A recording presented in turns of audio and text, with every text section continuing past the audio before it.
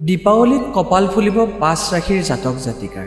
দূৰ হ'ব আৰ্থিক সমস্যা, সকলো দিশৰ পৰা পাব সফলতা। পোহৰৰ উৎসৱ দীপাৱলী হৈছে আনন্দ আৰু আশাৰে পৰিপূৰ্ণ এটা শুভ সময়।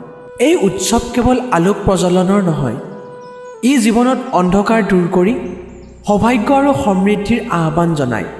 দীপাৱলীৰ আৰম্ভ হয় ধনতেৰাছৰ পৰা, যি দিনত মা লক্ষ্মী আৰু ভগৱান কুবেৰক ধনৰ দেৱতা হিচাপে পূজা কৰা হয়। এই সময়ত যি ঘৰত পবিত্ৰতা, আলোক আৰু ভক্তিৰ বাতাৱৰণ থাকে, সেই ঘৰলৈ ধন সম্পদৰ প্ৰৱেশ ঘটে বুলি বিশ্বাস কৰা হয়। জ্যোতিষ শাস্ত্ৰৰ মতে দীপাৱলীৰ সময়ত গ্ৰহ নক্ষত্ৰৰ বিশেষ সংযোগ কিছু ৰাশিৰ বাবে অনুকূল শক্তি সৃষ্টি কৰে। এই সময়ত ৫টা ৰাশিৰ ভাগ্যত বিশেষ পৰিৱৰ্তন দেখা যায়। তুলা, বৃষ, কুম্ভ, ধনু আৰু মিথুন ৰাশি। তুলা ৰাশিৰ জাতকৰ বাবে নতুন আৰম্ভণিৰ সময়, বৃষৰ বাবে আত্মবিশ্বাস আৰু প্ৰভাৱৰ বৃদ্ধি। কুম্ভ ৰাশিৰ লোকসকলৰ অৰ্থনৈতিক অৱস্থা উন্নত হয়। ধনু ৰাশিৰ বাবে কৰ্মক্ষেত্ৰত সফলতাৰ সুযোগ আহে আৰু মিথুন ৰাশিৰ লোকসকলে আধ্যাত্মিক শান্তি আৰু মানসিক সমৃদ্ধি লাভ কৰে। তুলা ৰাশিৰ জাতকৰ বাবে এইবাৰ দীপাৱলীৰ বিশেষ শুভ সময় বুলিব পাৰি। এই সময়ত ৰাজলক্ষ্মী যুগৰ গঠন হোৱাত ভাগ্যৰ দুৱাৰ সম্পূৰ্ণভাৱে খুলি পৰিব। কৰ্মক্ষেত্ৰত অগ্ৰগতি, নতুন সুযোগ আৰু প্ৰতিপত্তি লাভৰ সম্ভাৱনা বৃদ্ধি পাব। যিসকলে দীঘলীয়া সময় ধৰি প্ৰচেষ্টা কৰি আছে, তেওঁলোকে নিজৰ পৰিশ্ৰমৰ সঠিক ফল পাব। অৰ্থনৈতিক ক্ষেত্ৰতো স্থিৰতা আহিব আৰু গৃহস্থলীত আনন্দ সমৃদ্ধিৰ পৰিৱেশৰ সৃষ্টি হ'ব। এই দীপাৱলীত লক্ষ্মী পূজাৰ সময়ত ভক্তি আৰু পবিত্ৰ মনেৰে প্ৰাৰ্থনা কৰিলে তুলা ৰাশিৰ জাতকসকলৰ জীৱনলৈ শুভ সংবাদৰ আগমন নিশ্চিত। ধনু ৰাশিৰ জাতক জাতিকাসকলৰ বাবে দীপাৱলী এইবাৰ ভাগ্য উদয়ৰ সময়। বুধ গ্ৰহৰ শুভ প্ৰভাৱত ধনৰ অভাৱ দূৰ হ'ব আৰু আয়ৰ নতুন পথ মুকলি হ'ব। যিসকল লোকে ব্যৱসায় কৰি আছে, তেওঁলোকৰ ব্যৱসায়ত বৃদ্ধি আৰু নতুন সম্প্ৰসাৰণৰ সম্ভাৱনা থাকিব। দীপাৱলীৰ সময়ত সম্পত্তি ক্ৰয় বা বিনিয়োগ কৰাৰ বাবে ই অত্যন্ত শুভ সময় হ'ব। অৰ্থনৈতিক স্থিৰতা আৰু সমৃদ্ধিৰ যুগ গঠিত হৈছে। আধ্যাত্মিকভাৱে ধনু ৰাশিৰ লোকসকলে আত্মবিশ্বাস আৰু ইতিবাচক শক্তি অনুভৱ কৰিব। দীপাৱলীৰ আলোকৰ লগে লগে জীৱনত ধন আৰু সৌভাগ্যৰ দীপ্তি প্ৰৱেশ কৰিব।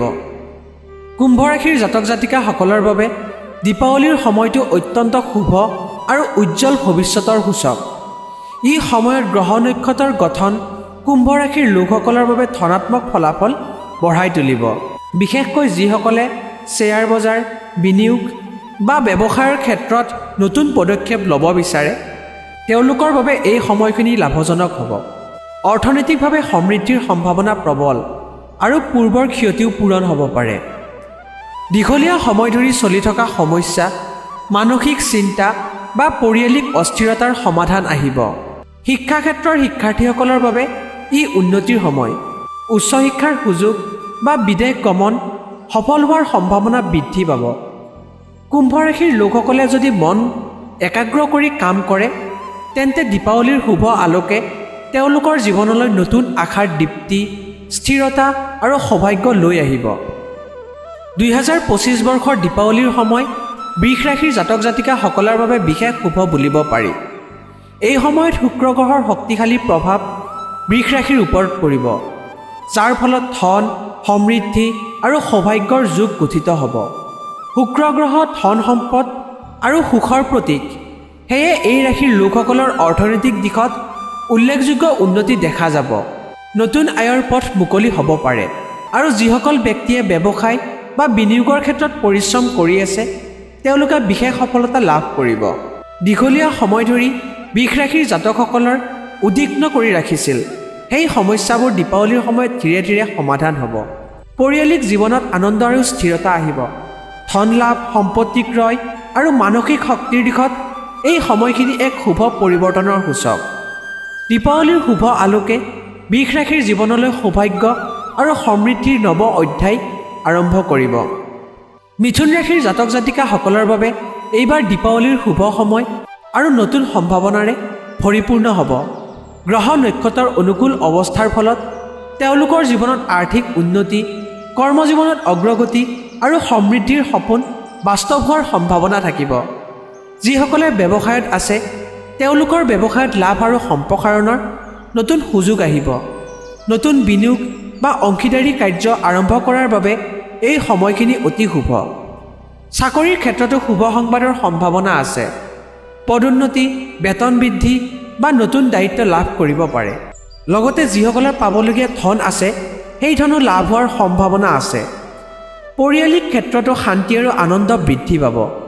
দীপাৱলীৰ আলোকে মিথুন ৰাশিৰ জীৱনত নতুন আশা, ধনাত্মক শক্তি আৰু সফলতাৰ পথ উন্মুক্ত কৰিব। সেয়েহে এই দীপাৱলী হ'ব মিথুন ৰাশিৰ বাবে ভাগ্যৰ নতুন দুৱাৰ খোলাৰ সময়।